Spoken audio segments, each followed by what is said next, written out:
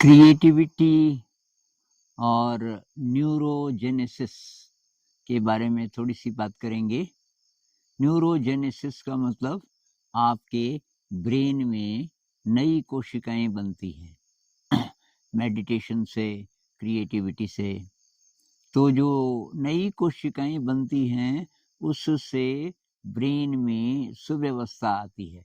आपका ब्रेन एक बेहतर इंस्ट्रूमेंट बन जाता है और अब आप जो भी चीज़ सीखेंगे वो थोड़ा सा और आसान हो जाएगी।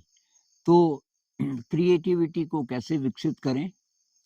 जो पढ़ने लिखने वाले बच्चे हैं, मैं ज़्यादा उनसे बात कर रहा हूँ। तो एक तो भाई बिना समझे आगे मत बढ़ो।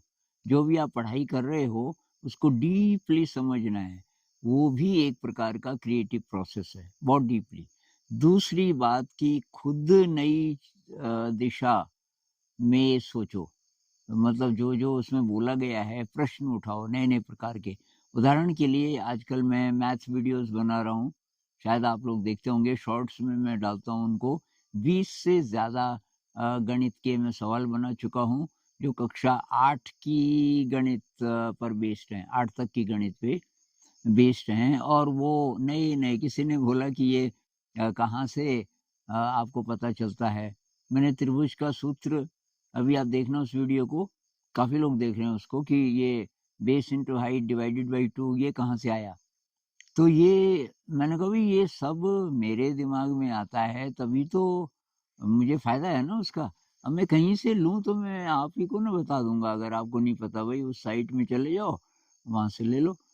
तो मेरा जो रिवॉर्ड है वो ये है कि मैं क्रिएट करूँ। अब वो चीज़ें हो सकता है कहीं हो इंटरनेट में लेकिन मेरे लिए तो नया है ना। तो जब आप नया कुछ करते हो, और ये मैं वीडियो इसलिए बना रहा हूँ कि इससे ये पता चलता है कि भाई ये वैलिड है, मतलब इससे मदद भी मिल रही है और लोगों को। इसका मतलब ये जो मैं कर रहा हूँ ये औरों के लिए भी यूज़फुल है, मेरे लिए तो है ही।